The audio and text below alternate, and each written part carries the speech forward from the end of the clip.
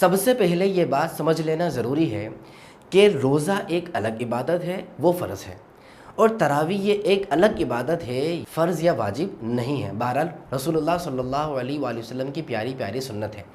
روزہ ارکان اسلام میں سے ہے، اور تراویح جو ہے یہ رسول اللہ صلی اللہ علیہ وآلہ وبارک وسلم کی پیاری پیاری سنت ہے، جس پر صحابہ کرام نے بھی عمل کیا ہے، تابعین و تبع تابعین نے بھی عمل کیا ہے، اور الحمدللہ آج تک سلسلہ وار چلتا ہی چلا آ رہا ہے۔ اور اب تو دیکھتے ہیں تو رونقیں ہی رونقیں ہیں، حفاظ ہی حفاظ ہیں، اور اس جگہ بھی تراویح ہو رہی ہے تو ہالز میں بھی تراویح ہو رہی ہے، مسجدوں میں بھی تراویح کا اہتمام ہے، لوگ گھروں کے اندر تراویح کا اہتمام کر رہے ہیں، اپنے گھروں کی چھت پہ تراویح کا اہتمام کر رہے ہیں۔ ایک حسین منظر ہے۔ مقصد کیا ہے؟ مقصد یہ ہے کہ قرآن پاک ایک مرتبہ ختم کر لیا جائے۔ رسول اللہ صلی اللہ علیہ وآلہ وبارک وسلم کا رمضان المبارک میں قرآن پاک پڑھنے کا بہت ہی زیادہ ذوق اور شوق ہوا کرتا تھا۔ آپ صلی اللہ علیہ وآلہ وبارک وسلم عام مہینوں سے زیادہ رمضان المبارک کے اندر قرآن پاک ختم فرمایا کرتے تھے اور اس کا خوب اہتمام کیا کرتے تھے۔ تو آپ صلی اللہ علیہ وآلہ وسلم کے اسی طریقے پر عمل کرتے ہوئے، اور دوسرا یہ کہ پورے سال تو قرآن ہم کھولتے ہی نہیں ہیں، پورے سال بعد رمضان المبارک میں جب ہم قرآن پاک کو اٹھاتے ہیں تو اس پر بھی دھول مٹی لگی ہوئی ہوتی ہے۔ تو ایسا کون سا ذریعہ ہو، ایسا کون سا طریقہ ہو کہ قرآن پاک آسانی سے کم از کم سال میں ایک مرتبہ تو ختم کر لیا جائے، اور وہ بھی نماز میں ختم کر لیا جائے۔ ایک یہ ہے نا کہ عام بیٹھ کر قرآن پاک پڑھ رہے ہیں، اور ایک یہ ہے کہ نماز پڑھتے ہوئے قیام کی حالت میں کھڑے ہو کر بندہ پورا قرآن پاک سن لے یا پڑھ لے، ایک مرتبہ ختم کر لے، تو کتنی بڑی سعادت کی بات ہے۔ تو مقصد یہ ہے کہ قرآن مجید ایک مرتبہ ختم کر لیا جائے۔ اسی مقصد پر عمل کرتے ہوئے صحابہ کرام نے بھی اس طریقے کو اپنایا، تابعین و تبع تابعین نے بھی اس طریقے کو اپنایا، اور آج تک تراویح کا سلسلہ چلتا ہی چلا آ رہا ہے۔ آپ دیکھیے حضرت عمر رضی اللہ تعالیٰ عنہ نے جب آپ مسجد میں آئے اور آپ نے دیکھا کہ لوگ الگ الگ کھڑے ہو کر نماز پڑھ رہے ہیں، نماز تراویح ادا کر رہے ہیں، آپ نے ان سب کو ابی بن کعب رضی اللہ تعالیٰ عنہ صحابی رسول ہیں، ان کے پیچھے کھڑا کرا دیا، اور آپ نے ان کو امام بنا دیا کہ آپ ایک امام ہو، باقی سب آپ کے پیچھے نماز پڑھیں گے۔ اور آپ نے فرمایا نعم البدعۃ ھذہ، یہ کتنی اچھی بدعت ہے۔ اس سے ایک بات اور پتہ چلی، وہ سب سے اہم بات جو پتہ چلنے والی وہ یہ ہے کہ صحابہ کرام کے دور میں بھی کوئی اچھا عمل جاری ہو جائے تو اسے بھی بدعت ہی کہا جاتا ہے۔ اچھا، تراویح صحابہ کرام کے دور میں ایجاد نہیں ہوئی، تراویح تو رسول اللہ صلی اللہ علیہ وآلہ وسلم پڑھا کرتے تھے۔ صحابہ کرام حضرت عمر رضی اللہ تعالیٰ عنہ نے اس کا یہ انداز اپنایا کہ لوگ جو الگ الگ پڑھ رہے تھے ان کو ایک کر کے ان سب کا امام ایک بنا دیا، اور اس ایک امام بنانے کو آپ نے فرمایا کہ یہ کتنی ہی اچھی بدعت ہے۔ اچھا، یہاں پر ایک اور بات میں آپ کو بتاتا چلوں کہ 20 رکعت تراویح کا تو ہم کتابوں میں بھی پڑھتے آئے ہیں، علماء سے بھی سنتے آئے ہیں، بچپن سے دیکھتے ہوئے بھی آئے ہیں، اور حضرت عمر رضی اللہ تعالیٰ عنہ سے جو روایت ہے وہ بھی یہی ہے 20 رکعت تراویح والی۔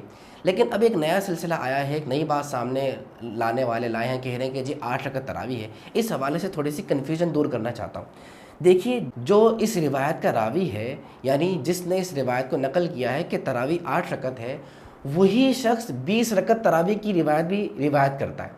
تو جب ایک شخص دو روایتیں روایت کر رہا ہے، ایک میں 8 کہہ رہا ہے، ایک میں 20 کہہ رہا ہے، تو ایسی صورت میں اس کی ایک بات کو چھوڑا جاتا ہے۔ کون سی بات کو چھوڑا جائے گا؟ علماء کرام نے 8 رکعت والی بات کو چھوڑا ہے، اور فرمایا 20 رکعت والی بات درست ہے، کیونکہ اس پر دلائل موجود ہیں۔ جس بات پر، جس روایت پر دلائل آ جائیں، دوسرے دلائل اجماع کے، صحابہ کرام کے عمل کرنے کے، تابعین کے، محدثین کے، رسول اللہ صلی اللہ علیہ وسلم کی دیگر احادیث کے ذریعے سے، تو پھر اس بات کو لیا جاتا ہے۔ اور جس پر دلائل نہیں ہوتے یا جس کے حوالے سے دوسرے قرینے موجود ہوتے ہیں کہ یہ روایت اس حوالے سے موجود ہے، تو لہذا اس روایت کو وہاں پر منطبق کر دیا جاتا ہے، وہاں پر فکس کر دیا جاتا ہے، اور تراویح والی بات کو یا جس حوالے سے بات ہو رہی ہے اس پر مضبوط دلائل ہوں تو ان کو لے لیا جاتا ہے۔ تو 20 رکعت پر صحابہ کرام کا طریقہ رہا ہے، ائمہ مجتہدین کے اس پر فتوے رہے ہیں، اور امت کا اس پر اجماع رہا ہے۔ اب حرمین میں دیکھیں تو وہاں پر 20 رکعت تراویح کا سلسلہ صدیوں سے چلتا چلا آ رہا ہے، اسی لیے علماء کرام نے ارشاد فرمایا کہ تراویح جو ہے وہ 20 رکعتیں ہی ہیں۔ دوسری بات یہ ہے کہ جو 8 رکعت والی روایت ہے نا، وہ رمضان اور غیر رمضان دونوں میں وہ روایت ہوئی ہے۔ اب جو کام حضور صلی اللہ علیہ وسلم نے رمضان کے علاوہ بھی کیا، وہ تراویح کیسے ہو سکتی ہے؟ تراویح تو رمضان کا خاصہ ہے۔ پھر یہ 8 رکعت کیا ہے؟ میرے بھائیوں، یہ 8 رکعت نماز تہجد ہے، جو رسول اللہ صلی اللہ علیہ وآلہ وبارک وسلم فجر کا وقت شروع ہونے سے تھوڑا سا وقت پہلے، اس وقت میں رسول اللہ صلی اللہ علیہ وسلم ادا فرمایا کرتے تھے 8 رکعت نماز۔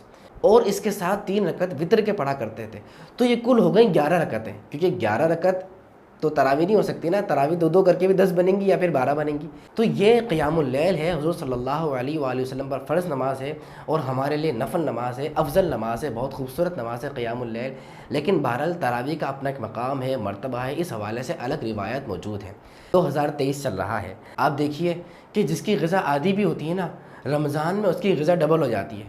وہ سحری میں بھی کھا رہا ہے، خوب ڈٹ کے کھا رہا ہے، کہیں بھوک نہیں لگی ہے، وہ پانی بھی پی رہا ہے، خوب ڈٹ کے پی رہا ہے، عام دنوں میں جتنا پانی پیتا ہے اس سے زیادہ پی رہا ہے۔ افطار ہوا تو اس وقت اتنا پانی پی گیا جتنا وہ شخص کوئی شخص 1.5 گھنٹے میں نہیں 5 گھنٹے میں بھی نہیں پیتا، وہ 10 منٹ کے بریک کے اندر وقفے کے اندر جوس شربت پانی کے نام پہ پی جاتا ہے، پھر پکوڑے سموسے الگ کتنی ساری غذائیں، پھر نماز مغرب پڑھ کے آئے، پھر کھانا پینا الگ، پھر اس کے بعد رات دیر تک، آپ کو پتہ ہے ہمارے تو عادت ہے کہ جی رات دیر تک جب تک کھائیں گے نہیں پیئیں گے نہیں اچھی طریقے سے تو جب تک نیند ہی نہیں آئے گی، اس وقت الگ کھانا، پھر کھاتے ہی سو جانا، اس سے پیٹ الگ خراب، ایکسرسائز الگ نہ کرنا، اس سے نظام زندگی، نظام پیٹ کا نظام، معدے کا نظام، جسم کا نظام پورا الگ خراب، سستی الگ، تو ایک عجیب سا نظام ہو جاتا ہے۔ رمضان میں اللہ پاک نے ہمیں تراویح جیسی خوبصورت نعمت سے نوازا ہے۔ تراویح ہمارے لیے ایک خوبصورت نعمت ہے۔ تراویح پڑھ لیجئے، جو بھی آپ نے کچھ کھایا ہے تراویح اس پورے کھانے کو ہضم کر دے گی، کیونکہ تراویح جس طرح اللہ پاک کی ایک خوبصورت عبادت ہے نا، تراویح اسی طریقے سے ایک بہترین ورزش بھی ہے۔ دوسرا فزیکلی اس کا فائدہ یہ ہوتا ہے ہمارے کھانے کو بھی ہضم کر دیتی ہے، اور تیسرا فائدہ یہ ہوتا ہے ہمارا قرآن مجید زندگی میں نہیں سال میں کم از کم ایک بار تو ختم اس کے اندر ہو ہی جاتا ہے۔ اور چوتھا فائدہ اس کا یہ ہے کہ رسول اللہ صلی اللہ علیہ وآلہ وسلم نے ارشاد فرمایا، مسلم شریف کی روایت ہے، فرمایا جو ایمان کے ساتھ طلب ثواب کے لیے، ایمان کے ساتھ طلب ثواب کے لیے قیام کرتا ہے، اللہ پاک اس کے صغیرہ گناہوں کو معاف فرما دیتا ہے۔ کتنی پیاری روایت ہے نا۔ اچھا ایک اور روایت یاد آ رہی ہے، اللہ کے نبی صلی اللہ علیہ وآلہ وسلم نے فرمایا کہ رمضان اور قرآن بندے کی شفاعت کریں گے، بندے کی شفاعت کریں گے۔ اچھا جی، اب یہ قرآن کیا کہے گا؟ قرآن کہے گا یا اللہ میں نے اسے رات میں سونے سے روکے رکھا، میری شفاعت اس کے حق میں قبول کر لے، یعنی اگر یہ دوزخی ہے تو اس کو دوزخ سے بچا لے اور اسے داخل جنت کر دے، تو میری شفاعت اس کے حق میں قبول کر لے۔ اللہ پاک قرآن کریم کی شفاعت اس بندے کے حق میں قبول کرے گا۔ تو یہ کون سا شخص ہوگا؟ جو قرآن پڑھنے والا ہوگا نا، جو قرآن سننے والا ہوگا۔ اور آپ کو پتہ سستی کیسی طاری ہو جاتی ہے، تو تراویح کا اہتمام کریں۔ تراویح کے اندر قرآن اگر حافظ ہیں پڑھا سکتے ہیں، بہت خوبصورت بات، کہیں نہ کہیں ضرور پڑھائیے اگر درست طریقہ آتا ہے پڑھانے کا۔ امامت کے جو حق ہے، امامت کی جو وہ حقوق ہیں وہ آپ کو پتہ ہے، اس منصب کی جو ادائیگی ہے وہ آپ کو پتہ ہے پوری، تو پھر تو آپ امامت کیجئے اور تراویح پڑھائیے۔ ادروائز تراویح پڑھ لیجئے، پورا قرآن پڑھ نہیں سکتے تو کم از کم سننے کا تو موقع ملے گا۔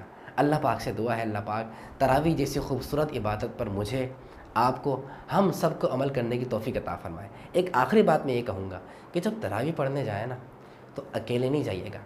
آج میں جو تراویح پر آپ کو موٹیویٹ کر رہا ہوں، آپ کو سمجھا رہا ہوں، بعض حضرات میں نے دیکھا ڈی موٹیویٹ کرتا ہے، جی یہ کوئی نماز نہیں ہے، اور جی وہ ڈی ویلیو اس کو دیتے ہیں کہ بس ٹھیک ہے کر لیا تو کر لیا۔ ارے یار حد ہو گئی، یہ تو اللہ سے قریب ہونے کا مہینہ ہے، چھوٹی سے چھوٹی نیکی کرنے کا مہینہ ہے، یہ ہر نفل پڑھنے کا مہینہ ہے۔ یہ رمضان تو وہ مہینہ ہے کہ نفل کا ثواب فرض کے برابر ہو جاتا ہے، پھر تو تراویح تو سنت ہے، فرض کا ثواب نفل کا ثواب فرض کے برابر ہو جاتا ہے، تو کیا کمال ہے۔ اور اس کو ڈی ویلیو کرنا، ڈی موٹیویٹ کرنا اور ایسی باتیں کرنا، یہ سمجھ سے بالا تر ہے، عجیب سی بات ہے۔ میں تو آپ کو جو موٹیویٹ کر رہا ہوں اس لیے کر رہا ہوں، بچپن میں ہمارے گھر والے ہمیں پکڑ کے لے جاتے تھے، آجو بیٹا چلو نماز تراویح کا ٹائم ہو گیا ہے، وہ جی مسجد میں چلے جاتے تھے، تراویح پڑھتے تھے، الٹی سیدھی جیسی آتی تھی، لیکن امام صاحب وہاں پر تراویح کے بعد بیان کرتے تھے، درس بھی دیتے تھے، ایک ذوق تھا، ایک شوق تھا، ایک محبت تھی، ایک مزہ آتا تھا، رمضان کا لطف آتا تھا۔ یقین کیجئے جب تک پوری تراویح نہ پڑھے نا لگتا ہی نہیں ہے رمضان آیا ہے۔ ہاں ایک اور بات میں سمجھاتا چلوں کہ کوئی شخص روزہ رکھ کے تراویح نہ پڑھے تو اس کا مطلب یہ نہیں کہ اس کے روزے نہیں ہوئے یا روزے مکروہ ہو گئے، نہیں، میں نے شروع میں بتایا نا تراویح ایک الگ عبادت ہے اور روزہ ایک الگ عبادت ہے، لیکن تراویح پڑھنے کے بعد رمضان کا جو مزہ ہوتا ہے، اور 27ویں تاریخ کو یہاں جہاں پہ جس مسجد میں جس تاریخ کو ختم قرآن ہوتا ہے، اس وقت کا ایک جو ذوق ہوتا ہے نا، ایک جو سور ہوتا ہے، اللہ اکبر، یا اللہ تیرا شکر ہے آج پورا قرآن پاک تراویح کے اندر، یعنی پورا قرآن پاک نماز پہ کھڑے ہو کر ختم کرنے کی سعادت ملی ہے۔ وہ لطف ہی الگ ہوتا ہے، وہ لطف ملتا ہی اس کو ہے جو کھڑے ہو کے پورا قرآن پاک ختم کرتا ہے۔ اللہ پاک کی پیاری سی توفیق مجھے، آپ کو، ہم سب کو نصیب فرمائے۔ اپنا خیال رکھیے گا۔